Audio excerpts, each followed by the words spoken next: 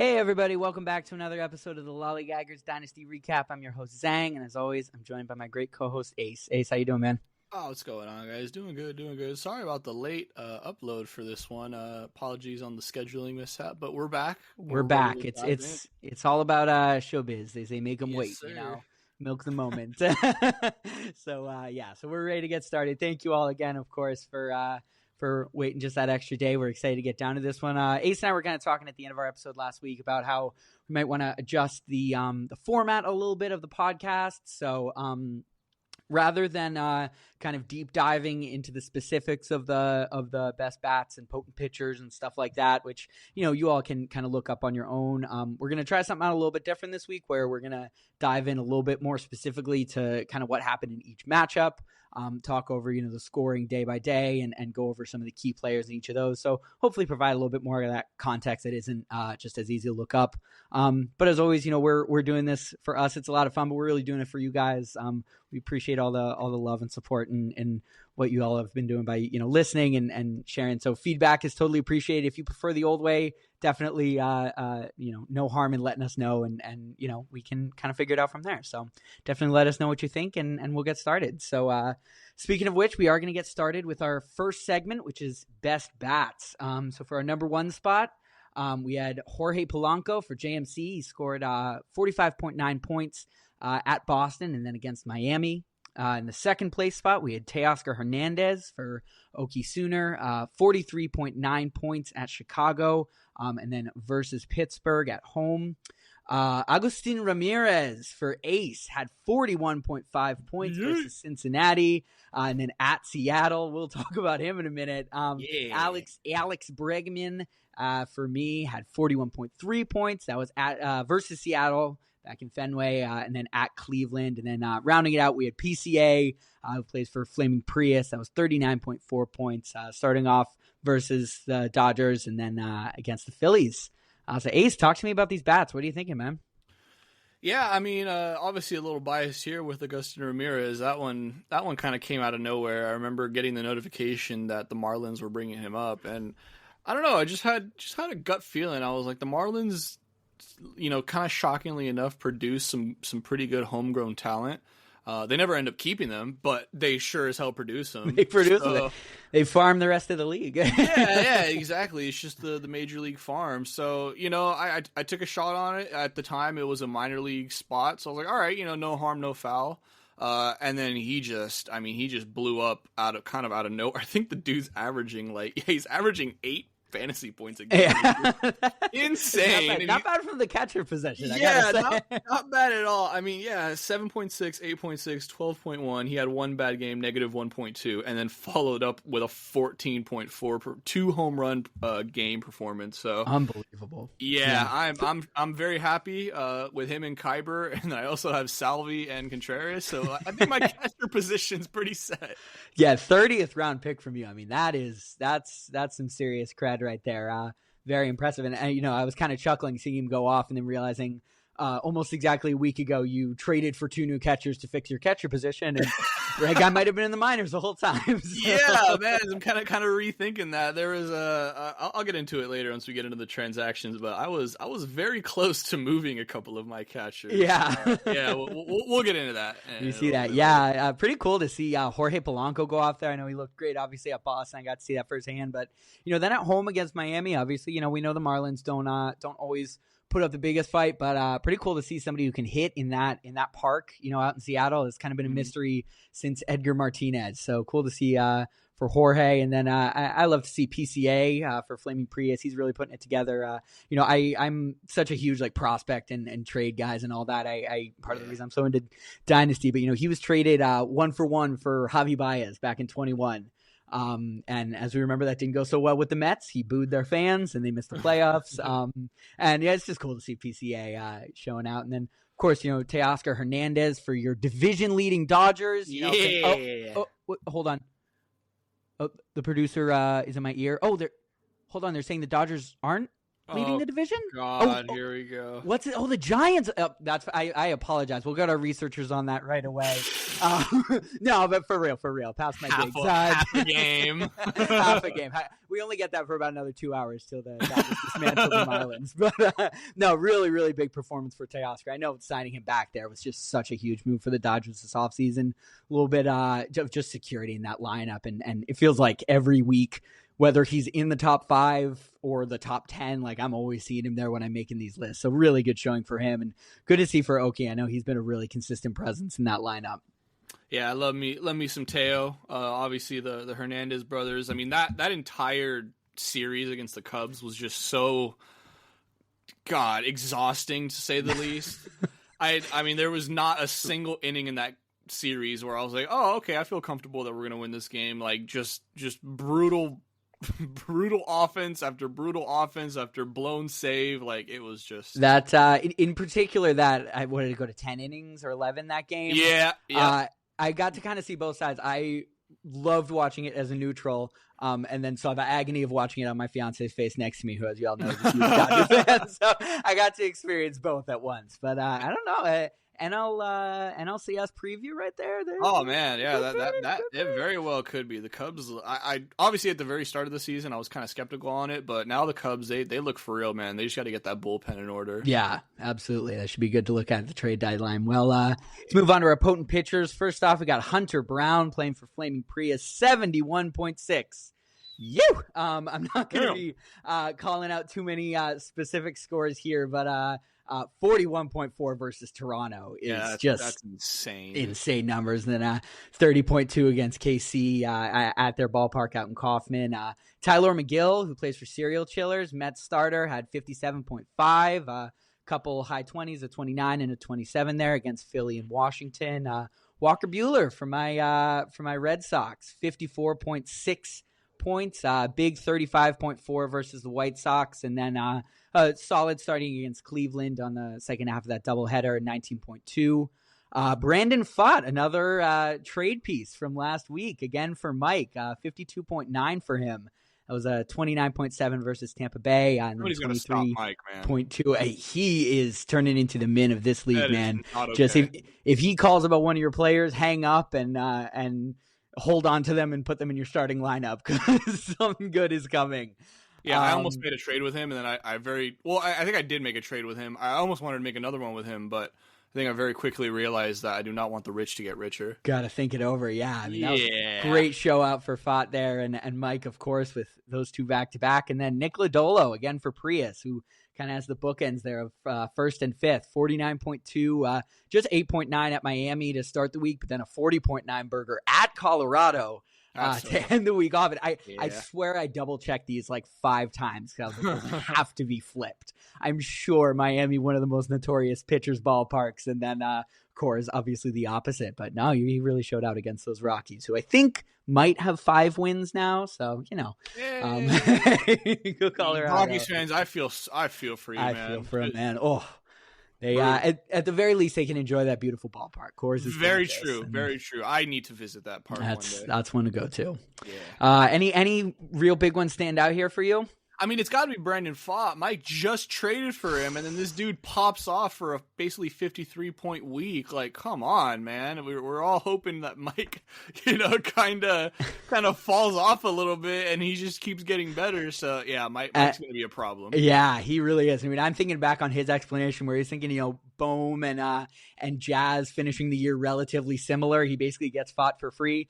Pfaadt's showing up on the potent pitchers, and Bohm's had a pretty solid week out here. So, I'm feeling pretty scared of Mike. We'll, of course, touch on him right at the beginning of our standing segment coming up soon. A few that stand out for me. I mean, Hunter Brown is looking like that the next Astros guy who we didn't know, and then all of a sudden everybody knows because he's one of the best pitchers in the league. Walker Buehler, I've obviously got a little hometown bias there. It's great to see him put up a couple of good performances. He started off pretty rough. Coming into the year, our thoughts were, is this going to be 2024 regular season Walker Buehler, or is this going to be, 2024 postseason Walker Buehler? Two pretty different pitchers. And looks like the postseason. Yeah, recently we've definitely seen him there. And the last one that stand out for me, Tyler McGill, with the Mets getting David Stearns from the Brewers. They have had a few of these not outstanding pitching names who are mediocre, putting out outstanding pitching performances. Yeah. And it just might be, a team to keep an eye on. I know that is not our instinct with the Mets to, trust that they're going to get the most out of their guys, but there have been more than a few pitchers that have done some pretty good stuff there. So keep an eye out.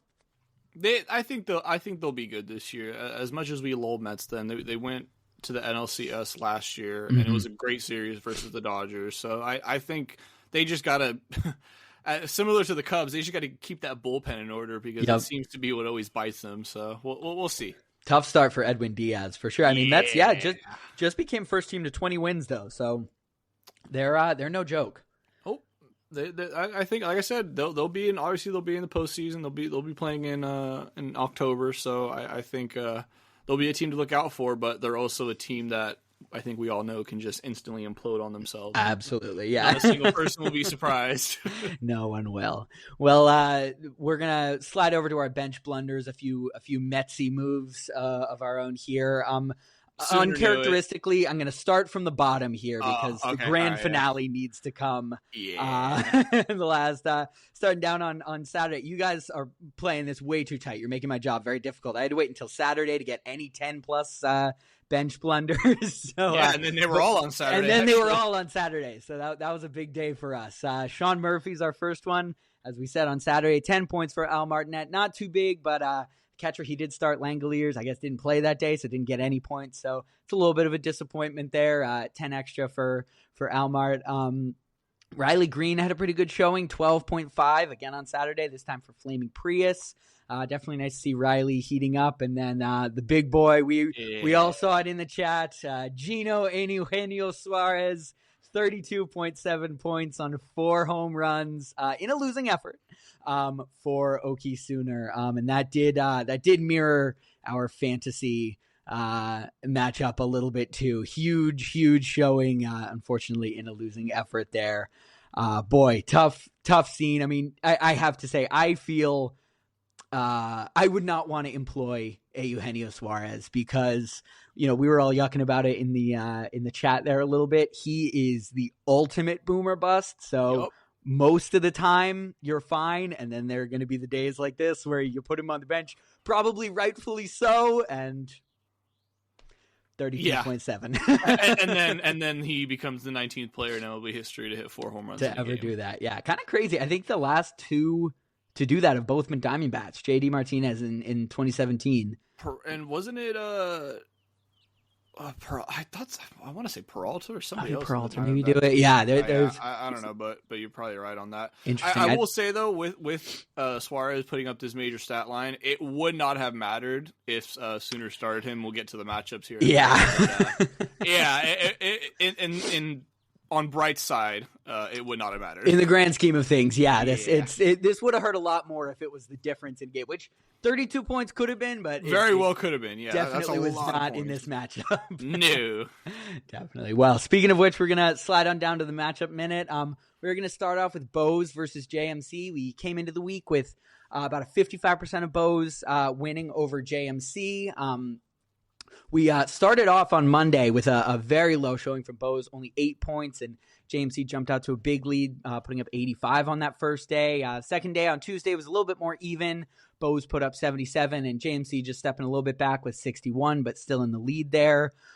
Wednesday was a day of really big performances for both of them. 90 points for Bose, then matched by 116 by JMC. Thursday, things dipped down a little bit, only 48 for Bose, which was the highest score that day, 22 for JMC. Evened out on Friday with 44 and 42. Then on Saturday, we had 79 and 54 for Bose and JMC, respectively. And what ended up being the dagger in a pretty close matchup, 71 points for Bose on Sunday, but 110 for JMC, bringing it in. Bose, some key performers for the matchup were Joe Ryan, who got 41.4 points, and relief pitcher. I'm going to especially note those relief pitchers. Pete Fairbanks, who put up 33.4, and then Lars Nootbaar with 29.2. And finally for JMC, his big performers, as we mentioned, the best bats, Jorge Polanco with 45.9, and then Schwellenbach with 41.6. He's been showing up here a lot, and Carlos Rodon with 37.4.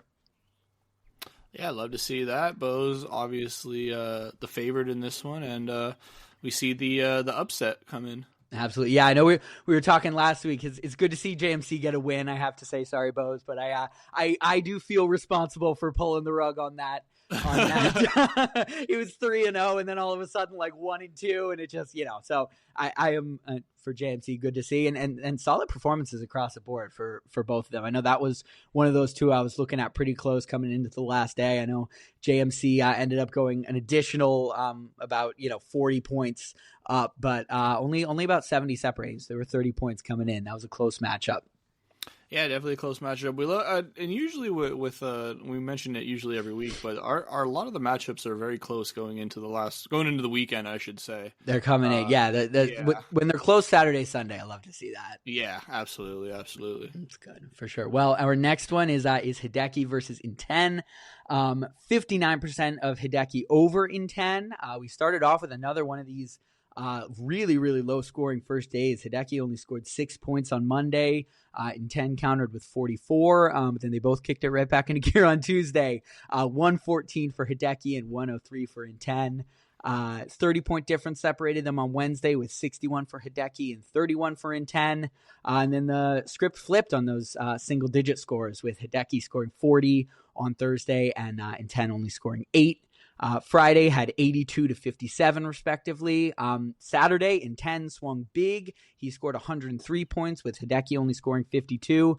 But Hideki did close it out with a really big performance, 76 points to Inten's 24. That did have Hideki winning the matchup, 435 to Inten's 372. And I have to say, I'm realizing I didn't read out the final score there for Bose and JMC. JMC did win. It was 491 to Bose, 421. Nice showing from Hideki and Inten. Again, relatively close one. That one ended up within 60, although again with a big performance from Hideki on the last day. His key performers were Bubic, who had 39.4. Dodgers relief pitcher Kasparius, is that right? Yep. Yeah, awesome. 35.6 for him. It's a name I didn't know. Cool to see such a big showing. And then Framber with 31.6, really big pitcher showing for Hideki. And then Inten was kind of the inverse with his bats really showing out. Lindor had 36.7, Yelich 32.8, and then big scoops for Rafi Devers with 27.5. Yeah, just highlighting Kasparius, that was the most of those points I would have to assume at least were in the game that Glasnow got hurt in after the first inning and ended up getting taken out. Kasparius comes in. I think he pitched, I want to say we went 4 or 5 innings there. Ended up taking the win. So, yeah, shout out to him. Brandon Kasparius, man. Dodgers pitching staff has been once again ravaged by injuries, but it's guys like him that have just really stepped up and stepped up into the bullpen especially. Oh, yeah, they've always got those guys that step up big time. These matchups did have Hideki now moving to 4-1. Tied up there record-wise, of course, for first place, and then Inten sliding down to 1-4 on the season. Yeah. Good to see. Well, Oki versus Mike was our next matchup. This was, of course, the one that featured that infamous Eugenio Suarez game. It was projected 53% for Mike over Oki. We started off over here with 35 points for Oki Sooner and 54 for Mike, relatively low scoring first day. Similar lines with 39 for Oki and then 70 for Mike, a little bit bigger there. Even on points for Wednesday, 70 to 70. But then Mike really started to take the lead here on Thursday with Oki scoring 44, Mike scoring 85. The trend continued, 26 for Oki and then 76 for Mike. On that Friday. And then Oki did punch back a little bit, winning Saturday 88 to 75. And he did end up winning the last day, but just by 1 point, 42 to 41. That does leave the final matchup as Mike winning that battle, 475 to Oki's 347. Some key performers, as we mentioned for Oki, Teoscar Hernandez, great to see with that 43.9. Jesus Luzardo, who has been incredible this year, had 30.2. Brady Singer had 30.2 as well, both those pitchers. And one I just wanted to shout out, he wasn't in the top 3 for his performance, but Matthew Liberatore, who was on our wasted waivers a few weeks ago, it's kind of cool to see him. He did get picked up and had a really solid performance for Oki. Nice. And then, of course, we talked about a couple of Mike's guys already. Bueller with that 54, Fott with 52. And Angel shortstop Zach Neto put up 30.2 points, which is really nice to see. Yeah, having 3 guys score exactly 30.2 is kind of crazy. Isn't that crazy? Yeah, that's wild. It's a little glitch in the matrix there. Yeah, but I mean, good matchup overall there. Mike, again, is just showing he is a heavy hitter, and he's doing it both ways. A couple weeks ago, we were talking about how dangerous his lineup was. Now he's got 2 pitchers dropping 50 burgers. Like, oof. Yeah, that's not good for the rest of the league. We'll say that. It's not feeling good for the rest of us. Well, our next matchup was mine, Zang versus Serial Chillers. Zang came in with about a 57% chance of taking it over Chillers. We started the first day off, 93 points for Zangarang, and then 64 for Serial Chillers, 71 on the next day for me, Zang, and then 88 for Chillers. Our next day was really, really low scoring on Wednesday, just 28 to 23. And then on Thursday, we had one of those single-digit days we've been talking about, 55 points for me, and then just 2 for Serial Chillers. I think a tough starting pitcher outing may have tanked the score a little bit on that day. I didn't do much better the next day, though. It's only 16 points on Friday to Chillers 67. Came back pretty well, though, with 96 on Saturday to 41 for Chillers. And then I did end up winning the last day pretty handedly, 108 to 49. That left the final score of the matchup 467 for me to 337 for Chillers. Some key performers, as we mentioned, Alex Bregman, 41.3. Aaron Nola, who's been off to a tough start for me, put up 43 points. Love to see that.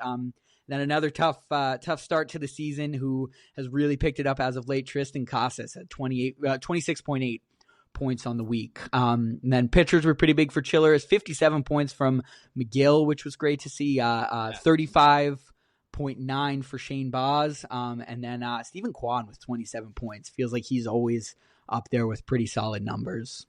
Yeah, Stephen Kwan's probably one of my favorite players in the league right now. He's just solid contact, not a power hitter by any means, but dude gets on base, plays great defense, has speed.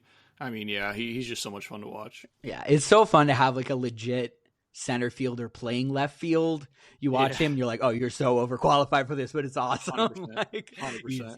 That just goes to show you how good Cleveland's defense is. Exactly, yeah, when they've got a guy like that in left. Yeah. Good to see. Well, your matchup, Ace, was our next matchup. This was 64% of Al Martinet over Ace. That was, I think, our biggest projected difference there to start the week off. Ace started off with 35 points to Al Martinet's 52, so Al Martinet did win that first day, but Ace countered back with a huge Tuesday, 115 to Al Martinet's 81, followed by an even bigger Wednesday, 133 to 52. Little bit of a lower score on Thursday with 46 to Al Martinet's 28. But that is, I think, their 3 straight days of wins for Ace. Make it a 4th with 126 to 75. Al Martinet did end up taking the last 2 days, 28 for Ace and 64. 55 for Ace, and then 87 for Al Martinet, but it was not quite enough. And what ended up being almost 100-point win for Agustin Ramirez and Ace over there. So pretty big to see that. It was projected the biggest win for Al Martinet. Actually ended up being the biggest upset of the weekend. Of course, we know one of your top performers, Agustin Ramirez, 41.5 points. Cruz Missile O'Neill Cruz with 33.8, and then old man Seth Lugo twirling the pill, 43.6 there, which is really good to see. Al Martinet had Mitchell Parker, named not in my book, I have to admit, but he put up 37.6 points, really solid from the Washington starting pitcher. Another reliever on here, Camilo Doval, 35.4. Looks like he might be reclaiming the closer job out there in San Francisco. And then Brian Bayo had a really, really, really solid outing. 35.2 points there for Al Martinet. Yeah, I scored the most points in the league this week, so that was pretty dope. Big showing, yeah. Yeah, considering I was that big of an underdog, I completely forgot about that. I know we talked about it last week. Did not even realize it was that big of an upset. But yeah, the guys showed out this week. Love to see it. Obviously, as you mentioned, Agustin Ramirez, the young catcher for Miami, came in clutch for me. And yeah, Seth Lugo, man, old man Seth, getting it done for me. Starting pitching's been a bit of an issue, kind of, somewhat. Guy's been going on the IL, and kind of been some inconsistent other ones, but glad to see a solid showing from the pitching staff this week. Yeah, Al Martinet's a team I'm keeping an eye on. I feel like he has a pretty good eye for identifying young pitching in particular. He's had a number of guys he's either grabbed off waivers or through trades who have ended up having pretty good stretches. So it seems like our friend over there has a pretty good eye for the young arms. That's definitely something to keep an eye on. Mitchell Parker, again, I didn't know who this guy was. Looked up his stat line. It was pretty impressive. So that's a solid showing. And I tried my damnedest to pry Brian Bayo away from him, and he absolutely would not budge. I said right after him, he was like, he was basically like, no chance that's happening. And I said, very good call. He's looked unbelievable, and he has looked really, really good. Just a couple starts in now. So yeah, there was a trade in place. I'll get to it now, especially since we could talk about it. Where I was potentially looking at acquiring Tommy Tanks, a prospect in the Cardinal system, Quinn Matthews, for potentially Zach Wheeler and Augustin Ramirez, but I had a gut feeling tell me to stop it and to not do it, to go against it, and then he pops off for that huge 2-home run game. And there you go. I think I'm good where I'm at. I think you made the right call. Yeah, that's a good one. Oh my gosh, that's one of those nightmare stories with trades. Yeah. Makes me think of, not that this is a trade, but when Judge turned down the, what was it, like $220 million from the Yankees, and then hit 61 home runs and made an extra like $110 million on his contract. Like, yeah. And now the dude's batting over 400 going into May. Yeah, casual. Oh my God. I wish he was either a more obnoxious person or a worse baseball player so I could hate him more. Because I really want to, but he's just like such a nice guy and such a good baseball player. It just, it's terrible. Yeah. Y'all are very lucky. Yankee fans. Our last matchup of the week was Big Peach versus Flaming Prius. This came in without a projected difference just because of an invalid lineup. But we started the week off with Peach scoring just 10 points and Prius winning the day with 63. The next day, the script was flipped a little bit with Peach scoring 63. Prius still with pretty good showing, though, of 48 points. 69 for Peach and 63 for Prius on Wednesday. Pretty close matchup there. And then Peach dropped down a little bit to just 17 on Thursday, with Prius also dropping down only about 28 points on that Thursday. I know that day's a little tricky. I think there are a lot of off days then, so we're seeing that one as a pretty low-scoring day. Huge day and a comeback for Peach with 104 on Saturday. Oh, pardon me. I'm so sorry. I skipped Friday. 71 points for both of them on Friday, keeping things even. Peach did end up taking Saturday with 104 to Prius's 81.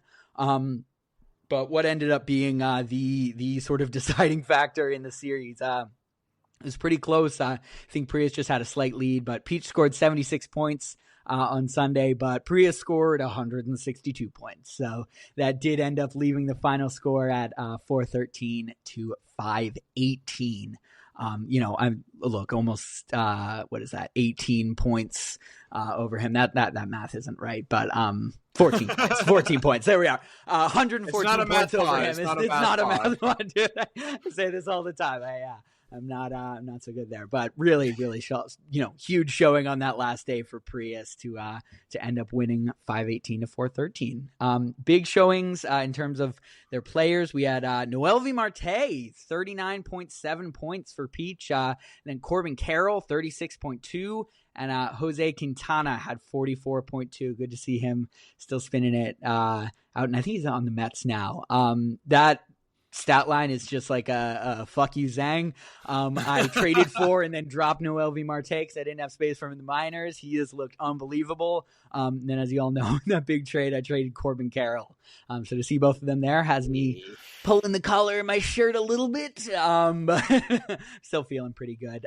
Flaming Prius, though, had obviously some incredible performances. All three of them actually mentioned in best bats and potent pitchers. Hunter Brown with 71.6, Lodolo with 49.2, PCA with 39.4. The one I did just want to shout out, Jarren Duran had 34.6 points. He's really started to get it going out for the Sox, which has been great. And just, I want to mention his name. That incident that happened this weekend was absolutely fucking awful. And it just atrocious. You can tell somebody's so bad when, a guy in the stands does something and even the, home fans in that case, because the Sox were away, we're all pointing the guy out to security, like just such a piece of shit.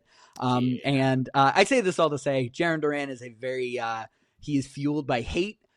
Keep an eye on him this coming week. We might see a pretty solid showing out for him in the wake of that. So really solid performance for Flaming Prius there. I meant to do it. I talked over Hideki and Ten's records and I forgot to do it for everyone else. But Flaming Prius is there at 2-3, moving up a little bit. And Peach does slide down also at 2-3, but he was a little bit higher. Well, that is our new look at the sort of matchup minute. Definitely let us know what you think. Again, we're open to ideas, criticisms, constructive comments, anything. We're JMC already said he was going to leave a 1-star review on we this. saw that. Yeah, we'll have to take that one on the chin. Well, sliding on down to wasted waivers. Andy Pages, center fielder, right fielder for the Dodgers. Where the hell did this come from? 47.4. I'm, again, living in Dodger country. All I have heard for weeks is get this guy off my team. Seriously. And then all of a sudden, look at that, 47.4 against Pittsburgh and Chicago. So,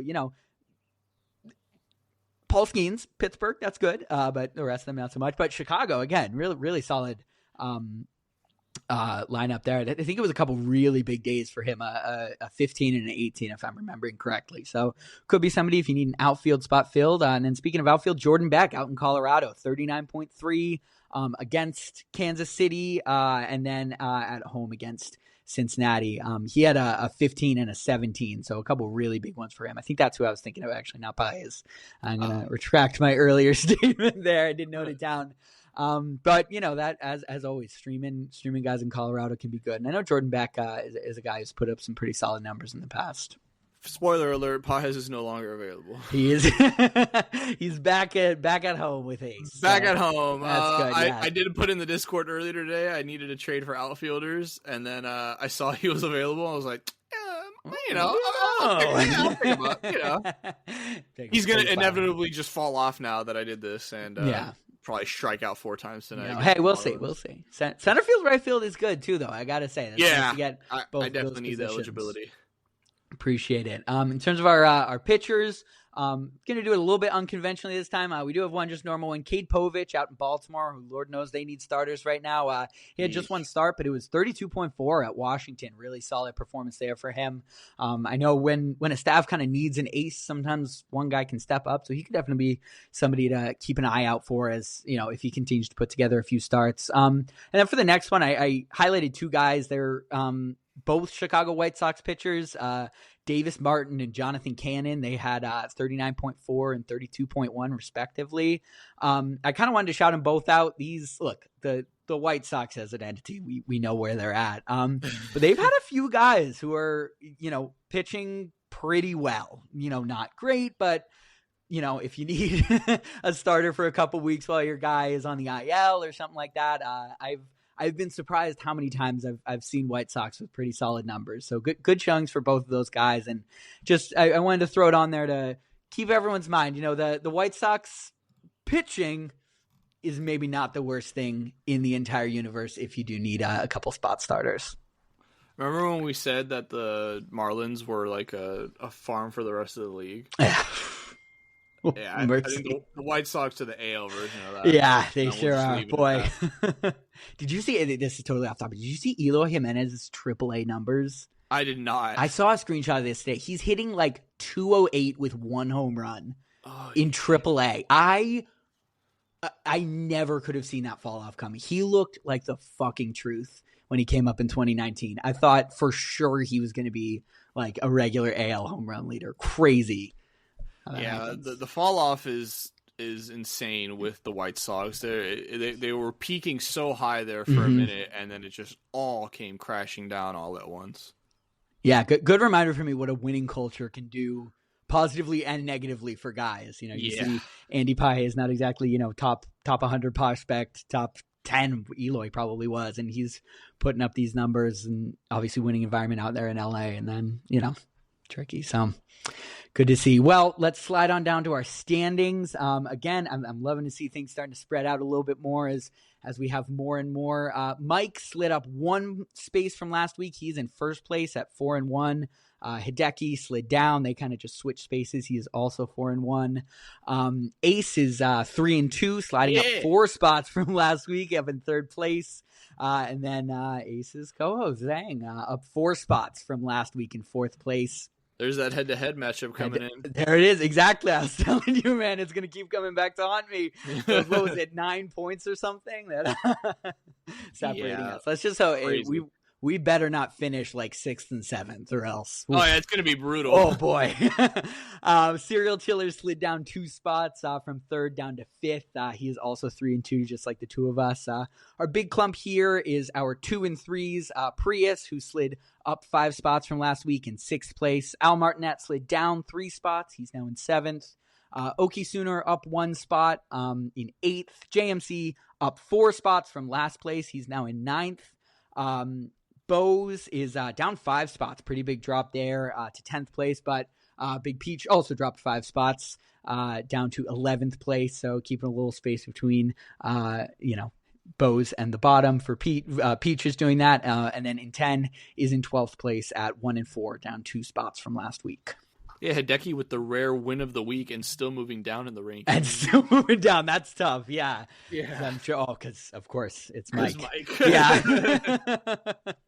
Mike just shaking your fist at him. He's it's going to be a problem. I know. And we're seeing those head-to-head matchups come down already. I think if I'm remembering right, Bose and Peach had a matchup that might be the difference there between the two of them. So.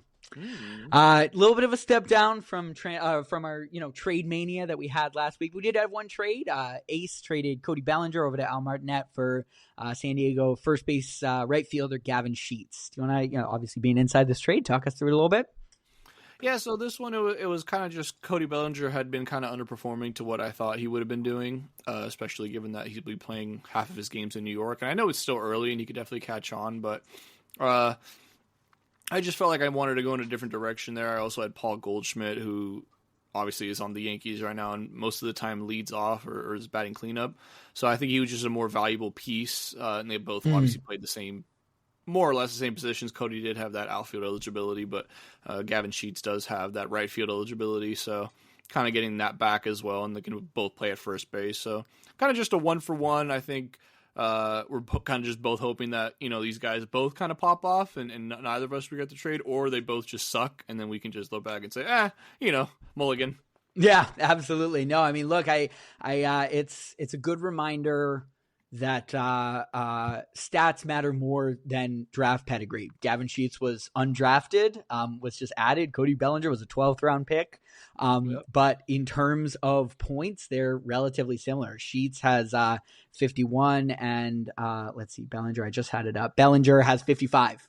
So, pretty solid trade there. And I'd bet on a little bit of that stability with Sheets. And of course, obviously Al Martinet betting, as we all have over the past few years on the Cody Bellinger bounce back. So interesting trade for sure. And I do think Sheets will definitely keep that eligibility, whereas Cody might lose it next year with Goldschmidt there at first base. So could be, that's always so helpful on the bench to have a guy who can do infield, outfield.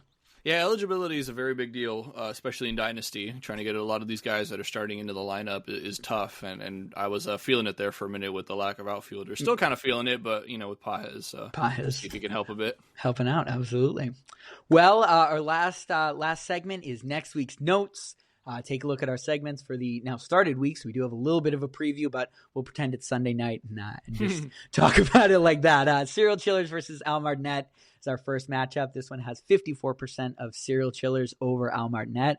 Serial Chillers in 5th place and Al Martinet in 7th. JMC versus Ace is our next matchup. This one does have 59% of Ace over JMC.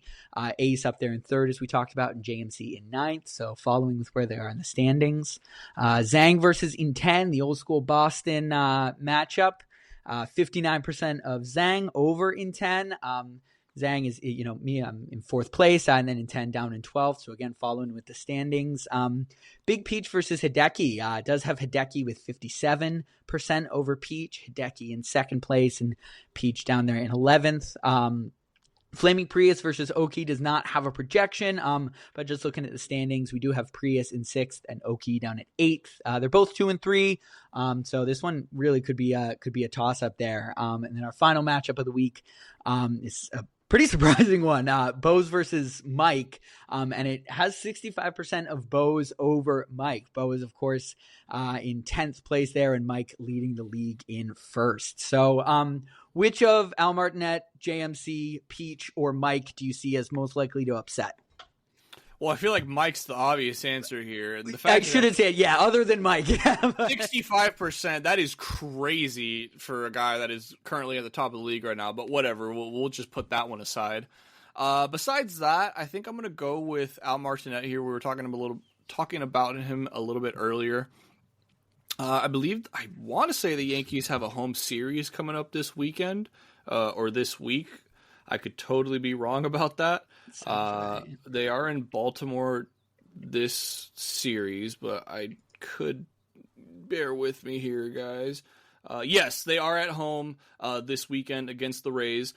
So obviously we've kind of known the Rays had a little bit of pitching woes here or there. And like I said, being in Yankee Stadium with Cody Bellinger, the new acquisition, I feel like Ali can take a surprising upset there. It is the smallest favorite we have, with it only being 54%. But I think Al Martinet has a pretty solid team there with some pretty favorable matchups going down the road, and I see him being able to take that one. Absolutely, yeah. The one I got my eye on is Big Peach versus Hideki. I know Hideki's definitely obviously doing well up there in second place. Peach has some sleeper depth there, and I think it's definitely about applying the right players at the right time, making sure to get the right starts. But he's got a really deep bench, particularly in the bats, and solid pitching performances. So I could definitely see that one being an upset. The other thing with Bose and Mike, something I've found, especially with our starter limits, is, there are some weeks where you just get the right pitchers at the right time. Maybe it's a few extra on Friday, or like your couple of aces have 2 starts rather than just 1. So as much as obviously we are all living in fear of Mike right now, a Bose upset wouldn't stun me. He is the reigning redraft champion, lest we forget. So this is true. Always a threat there. That should be interesting. And you know what the hell? Let's take a quick look. Looks like early on, I am leading in 10. Hideki's leading Peach. So whoops, there goes my prediction. Sooners up on Prius. Bose is up on Mike, 20-6. Chillers is 10-1 up on Al Martinet. And then you're leading JMC by 13 points now. It was 15 points a second ago. JMC was in the negatives there, but of course that is just Monday. He's still in the negatives. He's that negative 0.4. That's true. Negative 0.4. Yeah. So I'm up by 14.3 currently. Trying to find a fun way to phrase it. You're up 15, but you only scored 13, and then trying to do that the score change. So that's what we get for doing this live. Of course, that is very early in the week, and we don't know much. So we're looking forward to recapping these matchups next week with you all. Again, just going to say for the third time, let us know what you think of the new format. Any ideas? We're always open and ready to listen. You all have great ideas and great perspective, and it's for you. So definitely let us know. And thanks again for listening. And thanks for listening, guys. Obviously, we love to do it, and as long as you guys keep listening and keep enjoying it, we will keep enjoying doing it. Absolutely. Yeah. Cool. Well, we'll see you next week. Have a good one, guys. You know what that makes you, Larry? Lollygaggers.